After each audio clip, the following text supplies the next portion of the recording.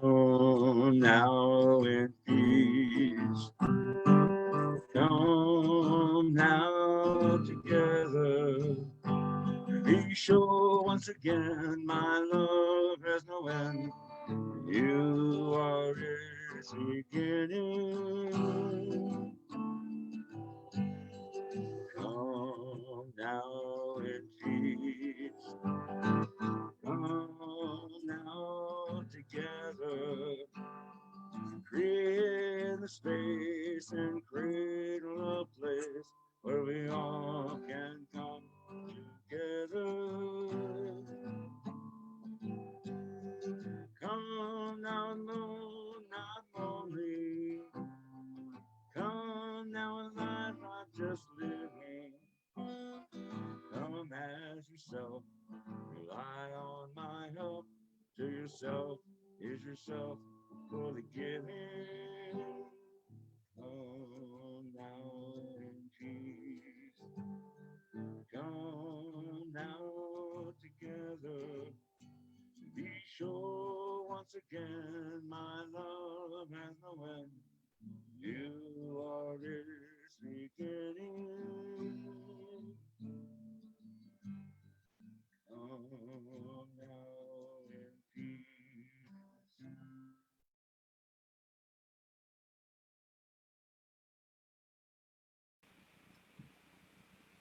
Good morning, friends. Please join me in a breath.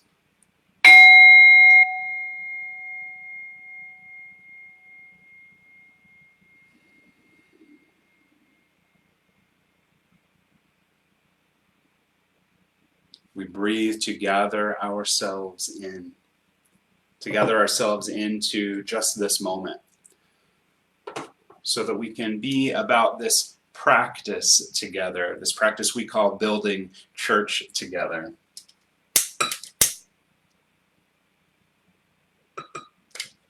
That breath allows us to gather our thoughts in from all the disparate places we send that energy, from things that have happened in the past that we wish we could change, things that we expect are going to happen or want to happen or don't want to happen that we really can't control, to things that are happening away from us that just for now, we're going to simply let be. We're just going to let them be.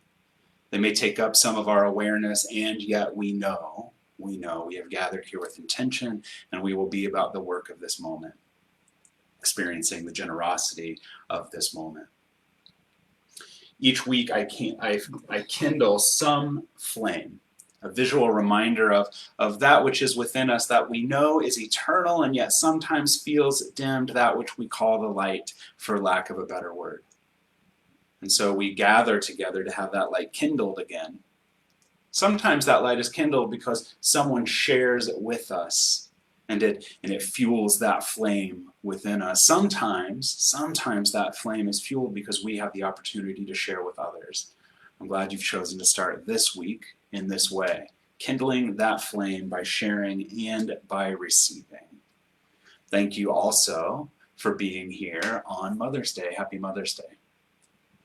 When we are in person, our Mother's Day starts with a large table upon which we've built an altar that has representations of the Divine Feminine, that has some bouquets of flowers, and then also will always have loose flowers on the table.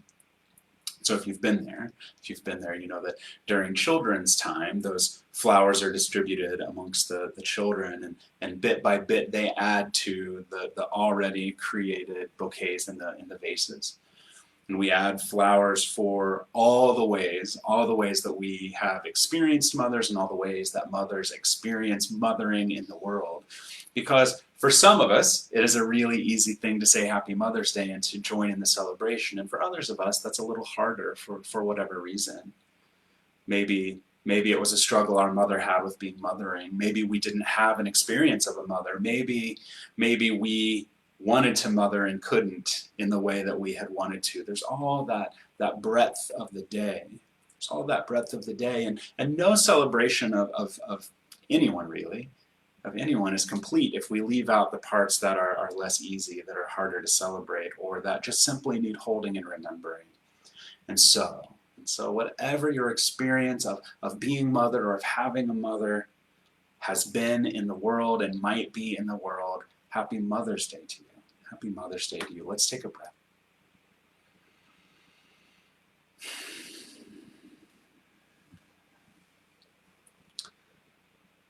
As we move into the morning, I want to remind you of the theme for the year.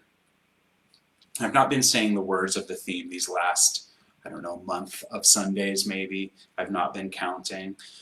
And we have, though, been most definitely living into the theme. And so, as you know, if you're here often, you know how I do. At the beginning of the year, I say the words of the theme so many times that you and I both wish I would stop. And then I stop saying the words, but we look at what they point toward, even if we don't use the language.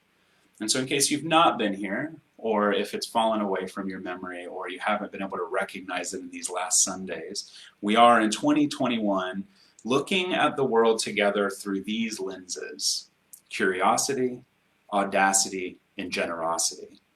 All of these framed in courage, so moving into the world and seeing the world with curiosity and audacity and generosity in a way that is rooted in the heart. That is rooted in the heart, that root of the word courage itself. This morning's message, what I've prepared, I pray, if it succeeds, I pray it will require you to employ all three aspects of this year's theme. And it will require you to do so with great heart, if you are willing to do so. Then I suspect this step in our communal preparations for a future where we are able to safely gather in person will be a very significant one, a very significant step.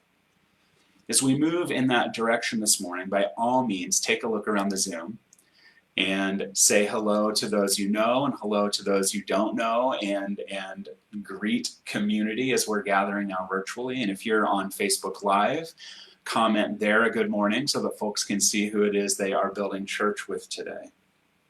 And if you would, and this invitation feels a little trite to me and felt a little trite even as I was typing it, if you would share something that made you smile this week. And it's not that something making you smiling is earth-shattering. It is important that we notice in the midst of it all, life still finds ways to present us with opportunities for joy.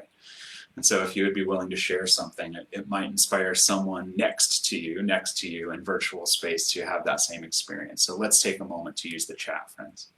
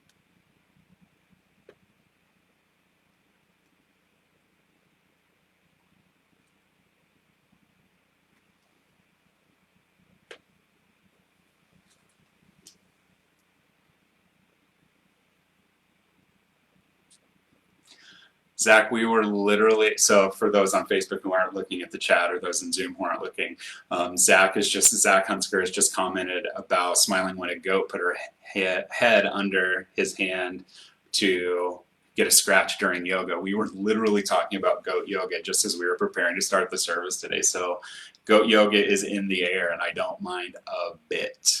I do not mind a bit. Good morning. I'm just clicking through to see your faces, and Danny Marquis is sideways, and that makes, oh, nope, you're right side up. It's so good to see the names and the faces, and I love to see who's saying hello on Facebook, because as I shared this morning in a Facebook post, I know this isn't the same. I know that gathering here is not the same as gathering in person. No one doesn't know that.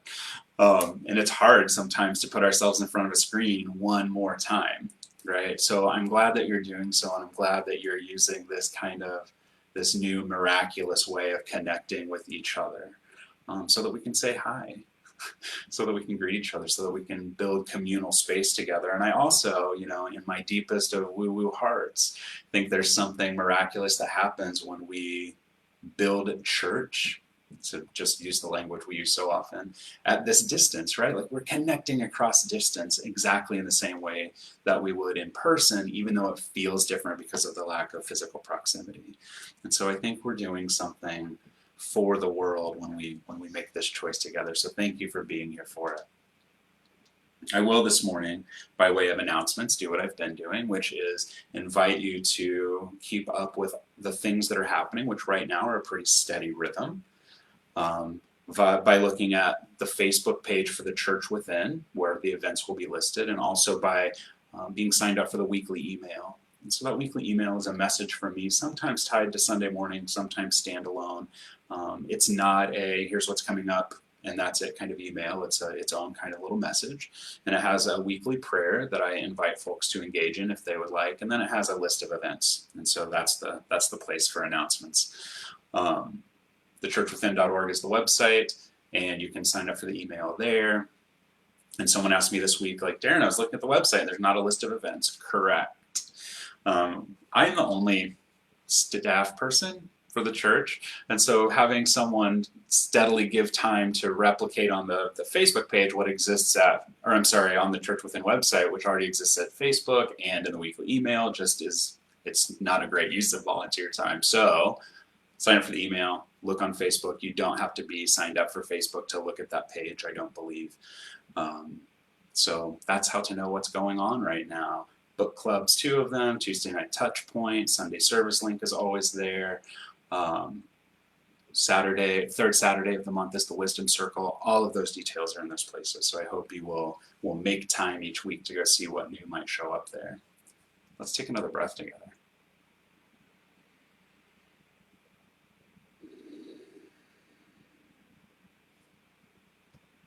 Let us allow ourselves to move more deeply into this time of communing in common union around this service by first listening to music from Mark Proctor and then the words from Reverend Karen Godfrey Choate.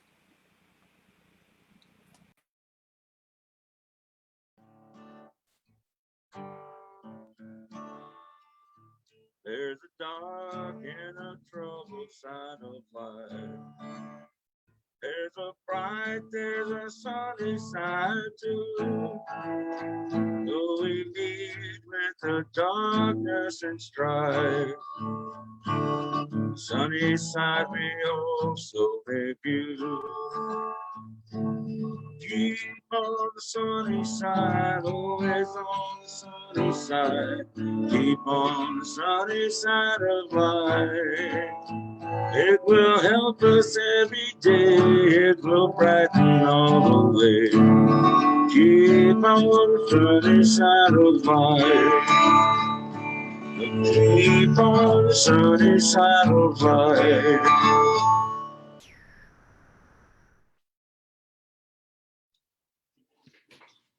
Good morning. As you know, at the Church Within, we use this sacred time to adjust our attention within. We use this time to slow down and become more present and be more available to our true essence. This opportunity can feel like a challenge or a respite. Our purpose is to interrupt and turn our attention away from our inner chatter, away from our inner critic that we are so familiar with. What a relief. So let's be present as we find a comfortable position and either close your eyes or divert your attention from the screen. Give yourself permission to focus on just your breath, allowing your breath to become your guide as you release any tension and discomfort you may feel. As you focus on your breath, by breathing in deeply and slowly, allow your focus to be on your breath.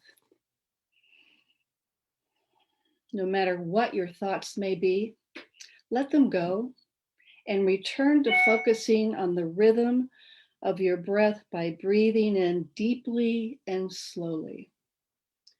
Breathing deeply and slowly. And so we begin.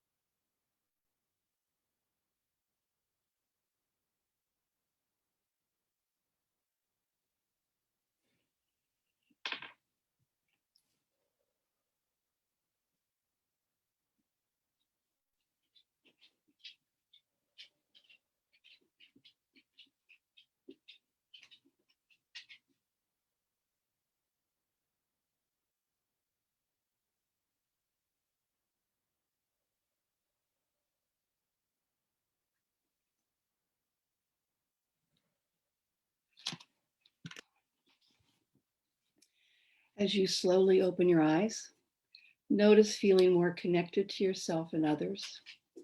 Turn your attention to what is going on inside, becoming freer and lighter.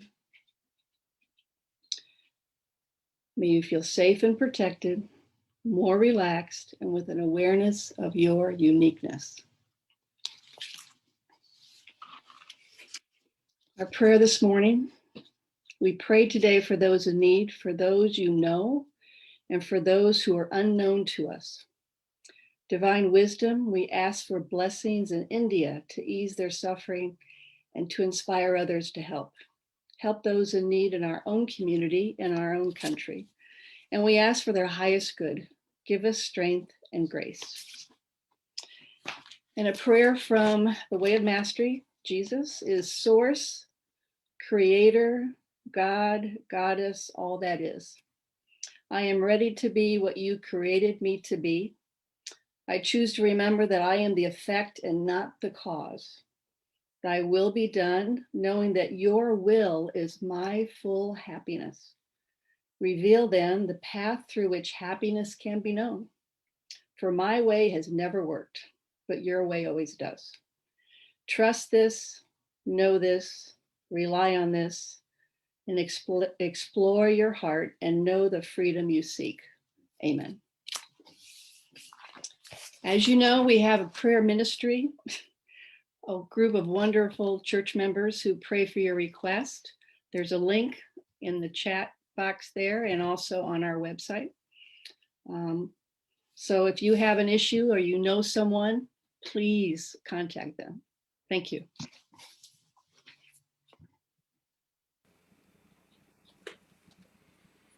I started listening to an audiobook this week. It was a for pleasure listen. A friend had suggested a book to me last weekend, and I didn't take it. Instead, I chose to start listening to the book that our son is reading right now for school. He's 14, and so it's the perfect book for me. The perfect book, a young adult sci-fi fantasy novel. It is, as I mentioned, a pleasure read for me, or listen, and I'm also about to quote it on Sunday morning. That's how it often goes. That is how it often goes. The book is entitled The Starless Sea, and it's written by Aaron Morgenstern. At a particular point of choosing for the book's main character, the narrator describes this college-age person's mental process with these words. This is a significant moment, he thinks, hearing the words in his head in his mother's voice, a moment with meaning, a moment that changes the moments that follow. This is a significant moment, a moment with meaning, a moment that changes the moments that follow. I started listening to the book on Monday as I drove to see my parents for the first time since months before the start of the pandemic. I knew already that I would be speaking this morning from a TED Talk that I had first heard years and years ago by the Nigerian novelist Chimamanda Adichie, entitled The Danger of a Single Story. I've spoken from her talk before and I've watched it repeatedly. It's an incredibly powerful talk. Margie, as our Zoom master, will share the link to that at the end of service so that you may watch it if you would like. As I'd been considering it, I'd thought to myself how curious it is that we seldom recognize when a truly significant storyline in our lives has begun when it is beginning. And often we don't even have the ability to follow a thread of living back to even identify when that story began. And so I was thinking this as I was driving, and then in the book, the main character is having this thought process about how it's curious that we don't know when a meaningful moment exists for us, that we don't know when we're about to start a story, or that when we miss the opportunity to start a story. And so sacred texts abound, and here in the midst of this young adult fantasy novel, I find the very reflection I was having as I was listening. For this character, Zachary, who incidentally his middle name is Ezra, which is the first name of the friend who is reading this book for school. So, you know, I'm unwilling to ignore that as well. The story begins with Zachary missing a moment, with not saying yes to a moment that was a meaningful moment, even though he felt it.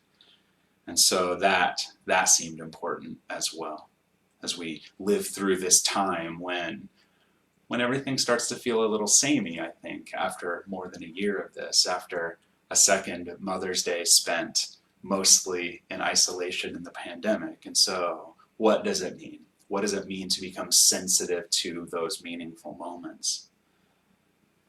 Adichie's work in that TED Talk is focused on how dangerous it is to hold as true only a single story, mostly when it comes to others, but also applying it to herself. And mostly understanding that when we hold a true story, we miss what's really going on. When we hold only one true story. And true is either italicized or in quotes in that sentence. She grew up daughter to a professor and to an administrator in a middle-class Nigerian household. She explains that, as is common, they had domestic help, and one such person was a boy named Fide, who, her mother informed her, came from a very poor family who lived in a village near where they lived in the city. Her mother would send yams and rice home with Fide for his family, and at one point, she and her family, the author who's telling the story, when she was young, she and her family travel to the village where Fide's family lives. In meeting his family for the first time, she was struck by this basket, this beautiful, intricately woven basket that had been made by Fide's brother, and their mother was showing it off to them. Look at what my son has made.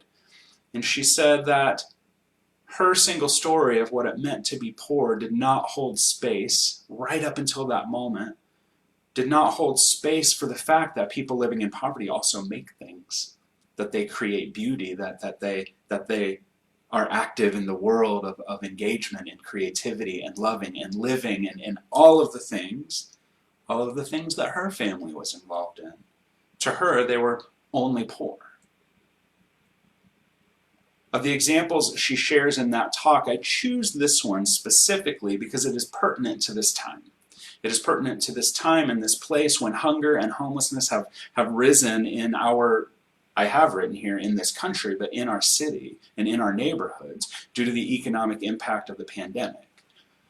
It's my hope and my prayer that this shift, this happening, has forced us who may have held old notions of what it means to be hungry and homeless. It may have forced us to recognize that that single story we held isn't true now, nor has it ever been. If you've had just a single story around poverty and hunger and homelessness, I hope you've discarded it. And I pray you are letting something new replace it. And I hope that something new is the reality of many stories, many stories. Doing so is, for each of us, no matter our proximity or experience of that story, doing this is a significant moment. It is a moment with meaning. For us, as it was for Adichie, it is a moment that changes all the moments that follow. There are countless directions we could choose to look for such moments. The world is presented to us too neatly sometimes. This is this and that is that, and we needn't do more than simply receive the information, it seems. I've come to learn, though, that the most solid, or the more solid such a story feels, the more likely it is we should begin to question it. The direction that I'm inviting us to look today, though, is within. Within ourselves and within our immediate surroundings. I was having a conversation with a good friend this week who was telling me about how hard her work is currently. How it's nearly killing her, in fact, and that's not an exaggeration, and how she is hoping to escape it soon. But probably needs to find something else first, a story probably all of us have lived to some degree. This wasn't just some venting, this was a very real statement of where she is right now, and recognizing that this is a point of decision, a meaningful moment. There is significance for her. Will she sacrifice her life to her work? Or will she find a way to flourish in the world? And I could see on my little screen, as she's telling me this, I could see in her face and in her shoulders the weight of it. I could see that it was weighing her down. I could hear it in her voice, the weariness. And then, abruptly, she said, "Oh, but let me show you my garden." And then gave me a tour, right? Device in hand, like we do now. Gave me a tour. Her there and me joining virtually, and she rose up taller. She rose up taller, her face lit up, her shoulders were not weighed down by this other story that she had just been telling me. Her voice became energized and she was truly alive in that moment when just a few breaths earlier, she seemed as if she might collapse. And so I pointed it out. I invited her to recognize what I had recognized, that the enormity of the work story was not eclipsed by the gorgeousness of the garden story. And isn't it good that none of us is living a single story right now? It's dangerous to live a single story, especially when the most dominant story is one of deep and significant suffering. Let's take a breath.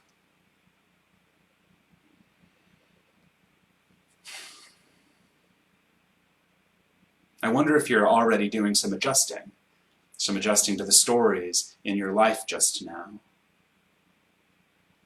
We are here. You are here. You are here, and we are here in spite of, alongside, in the midst of the pandemic and the violence that caused uprising, and we are here in the midst of both continuing still, and I'm grateful for it. I'm grateful for it. I wonder, when you speak to people lately, are you finding that your stories are those emerging from the heaviest of your living right now, those experiences of the last year, and also the experiences that quite honestly have little to do with that part of the world right now? We're still people just journeying our way through. I wonder if there is story emerging from you one to another that is from something other than that? And if not, let me offer you an illustration of the importance of inviting that to emerge in your life. Let me also say that bringing our attention to the garden doesn't negate the impact of the work story. To stay in the context of my friend's experience, the life-bringing aspect of our worlds don't dismiss the parts of life that are harming us. We still do the work to change and shift what needs changing and shifting, and we do so energized by also attending to that which is not that story, by attending to the joy-bringing aspects of our life and the people who are there with us through it all and with whom we choose to be with. And so when I say it's important that we not just live in a single story, it doesn't mean that we pretend that our version of that work story doesn't exist, or that someone else's version of that work story doesn't exist. It just means we don't let it be the only thing existing for us. We don't allow that. And so an illustration. My maternal grandmother ranks at the top of beloved humans in my life. I adored her growing up, and she adored me. I can't say with much conviction that latter statement to be true of very many people. My grandmother, though, never once tolerated me. She never once tolerated me. She just loved me as I showed up. I called her grandma, not grandmother, so I shall do so here as well. I want to invoke her with you, not just describe her to you. Grandma had polio when she was a teenager. I wonder if my complete lack of hesitance about getting the COVID vaccine might be rooted in having had a cherished family member whose life was changed because she didn't have access to a vaccine before the life-altering virus got to her. She was forever marked by the impact of that virus on her body. Getting vaccinated is something we do for ourselves and for each other, and something I know because I saw polio. I saw how polio had shaped her life. And so my grandmother worked for a goodly portion of her adult life in spite of the physical debilitation from polio. And then after a time, she became unable to do so. What you would see of my grandmother was mostly that she spent her life sitting at the kitchen table, smoking cigarettes and drinking coffee that had been sitting all day on the coffee pot burner. If the burner timed itself out, she would warm it up in the microwave. Friends, there was no snobbery around coffee, and it was Maxwell House or Folgers, you can bet on it, whichever was on sale. She sat in the kitchen and she watched television in the living room because my grandfather was quite hard of hearing, although was very irritated if you pointed that out. And so she could hear the television, probably outside, but certainly well in the kitchen. My grandmother took a lot of medications, many that she shouldn't have been taking at all, let alone together.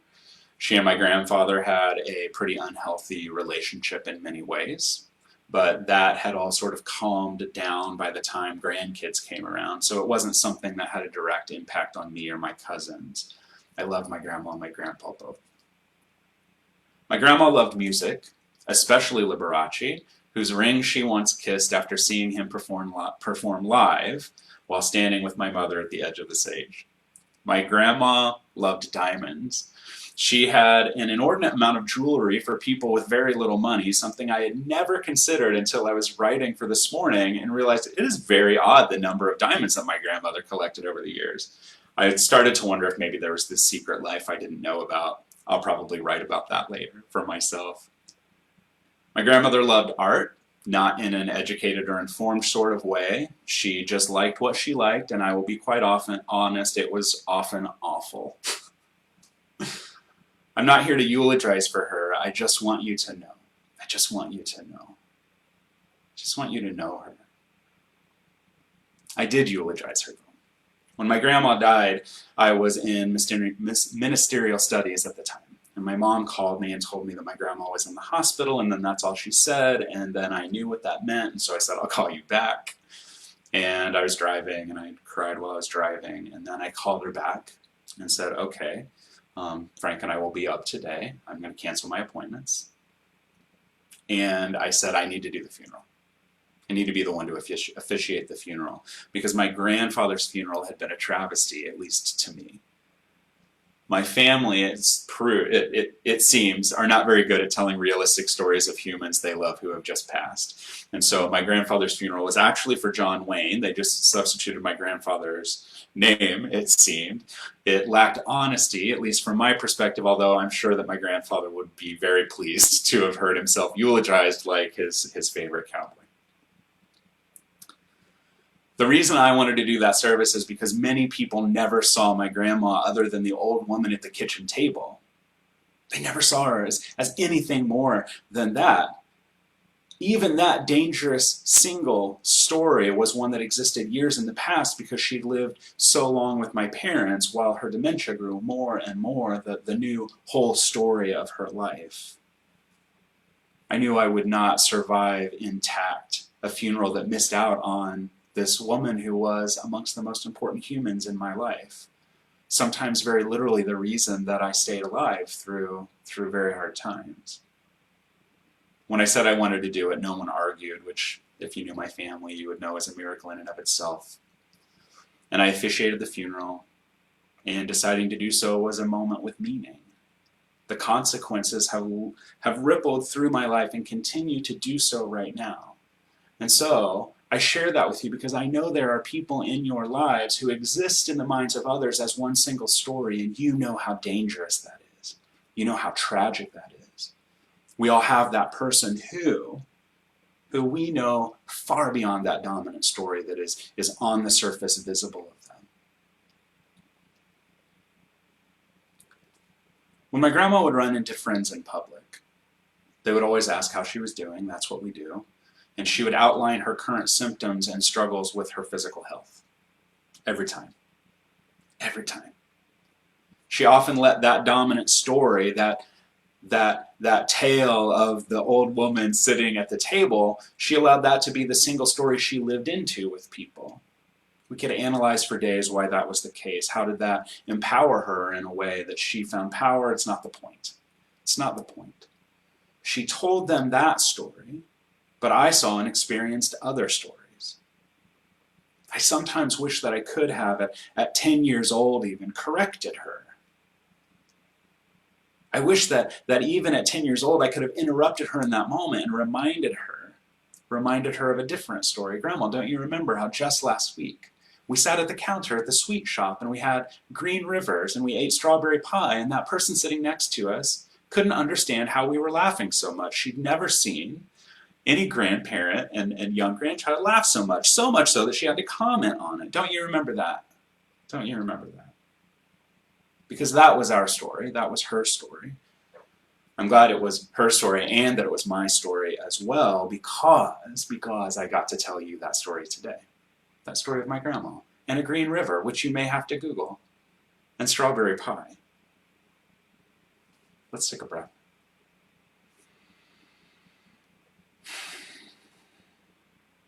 As we each live into what is to come next for us, whether that's later today, later this week, or whenever it is we find ourselves re-emerging into in-person living more fully, however that looks. I wonder what story you will tell of your time away. That's what this last year plus a couple months has started to feel like to me as I poke my head out. It feels like a time away. Oh, what did you do with your time away? What did you do while you were gone? What stories of your time away will dominate the air between you and the folks you are engaging? Will it be how you barely made it through, or will it be that which allowed you to make it through? Focusing on the latter doesn't diminish the former. It simply decides the weight you carry from moment to moment. This is one of those Sunday morning messages that I have some regret having received to share with you, because I tend to have those exemplary practice opportunities when sharing simple but difficult practices. That which we point to with the word God, though, is revealed in what I recently referred to as the minefield of opportunity that is life. I had a particularly hard meeting this week, one that really got me. It happens. At the end of the day, a friend asked, "How was your day?" And I started to say that it had been really hard. It had been a really hard day. And then I realized that that just wasn't true. It had been a day. It had been a day. And in fact, I'd started the day with a really incredible meeting. And then I had the really hard meeting. And there's just no two ways about it. It was a really hard meeting. And then I finished the day with another really incredible conversation, catching up with someone I hadn't connected with throughout the pandemic. Between them, hard meeting, framed by incredible connection. What felt most solid until I considered was, this is a hard day. What felt most solid was that hard meeting that called me to be my best in the midst of wanting to be my worst. What felt most solid lost solidity when I remembered that's not the only story of my day. Adichie's use of this consideration is one that has society-level impacts. And I think that it's impossible for us to do that if we don't do this level of personal work that invites spirit, however we understand that. God, what an underwhelming word for all that is, that allows this flow of life to bring us through to what is the next best version of who we can be. The best next version of who we can be. I was aware as I started to say it's been a really hard day that I was doing exactly the thing that I was going to invite you not to do as we practice this week. You are not a monolith. There are no monoliths. You are not just one story, no matter how loud or domineering some story of you might be. You are not just good. You are not just bad. You are not just suffering. You are not just celebrating. You are an amazing amalgamation of all your life experiences and all of who you are outside of those experiences. As you move from here to whatever is next, choose wisely. Choose wisely what weight you choose to carry with you. The very act of this choosing is significant. Hear that. The very act of choosing what weight you carry with you is significant. When you choose, intentionally choose, that is a moment with meaning. That is a moment with meaning, a moment that changes the moments that follow, and you can choose again. You can choose again and again and again. These are significant moments made ever more significant by our attention and our intention and our connecting one to another, and we identify that by remembering there is more to us than a single story. Wherever our stories are overlapping right now, for that I am deeply grateful. Amen.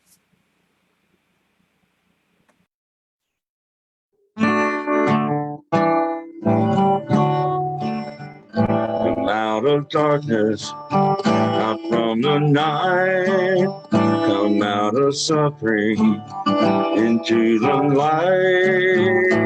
Let it go, let it go, let it go. Lay down your burdens, cast off their weight. Say yes to mercy, say no to hate. Let it go, let it go, let it go.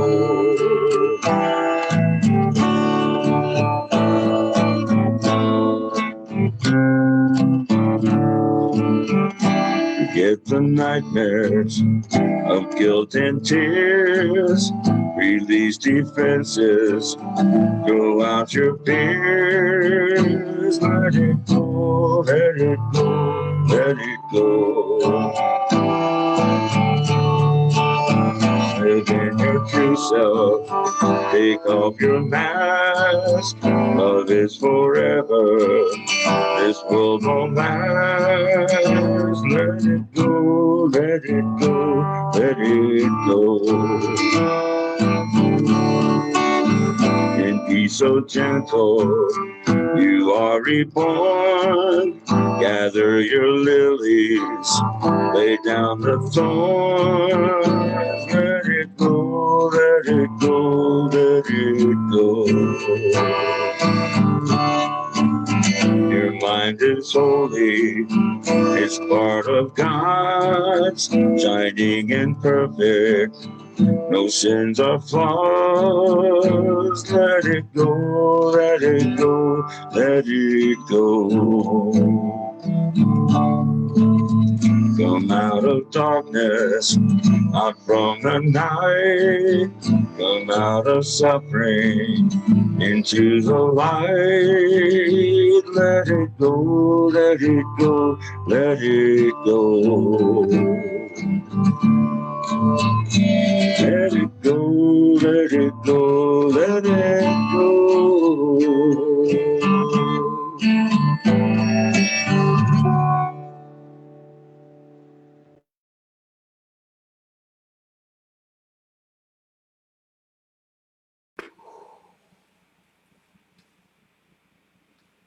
In just a moment, we will join together in the offering prayer, and then we will sing together. I hope you will sing right out loud, even if you don't know the song, because no one here will hear you, and it'll be great in your house. And then we will say together the words of the closing prayer. I like that I called it the opening prayer. It opens the way for what we walk into, even as it closes the service. And so with each of those, lyrics will be on the screen or words will be on the screen, and I want you to say them right out loud, because I do believe wholeheartedly that when we speak or sign words into the space around us, it changes the environment. As we get ready to do so, I want to just hearken back to Reverend Karen's prayer, holding our neighbors in India as they face this wave of COVID there, and neighbors here, and neighbors everywhere, and neighbors in Sheikh Jarrah. If you've not been keeping up with what's happening in the Sheikh Jarrah neighborhood in East Jerusalem, please look into it. Let us hold all of that in prayer that invites us to act and live love into the world in a way that leaves no one out, because folks are being left out. So let's take a breath. And let us join together in that offering prayer. Creator God, all that I am and all that I have comes from your limitless supply. I am an open and willing conduit through which your good flows. I share all that I have as you direct. Love, friendship, prosperity, peace, abundance, and joy are gifts that I share and receive. Thank you, Spirit. Thank you, God. Amen.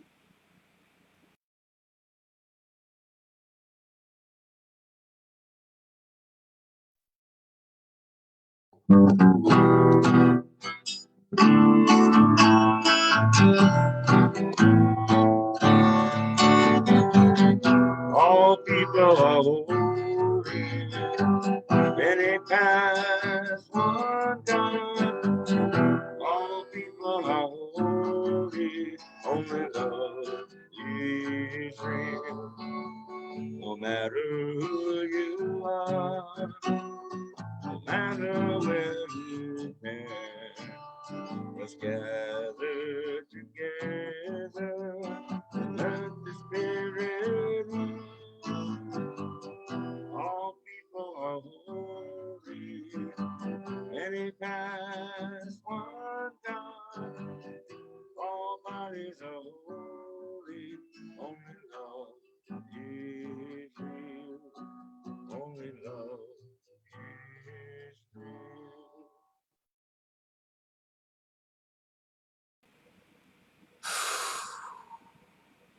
May the peace of God go before us into this glorious week. And may the peace remain wherever we have walked. Peace above us and below us. Peace to the right and to the left. Peace within and without. Peace in the face of everyone we meet. Peace in the words to everyone we greet. Amen. In just a moment, I will set up and start the breakout rooms. For now, though, if you are joining or have been joining on Facebook Live or watched belatedly, thank you so much. Blessings on your week. I'm going to end that live stream.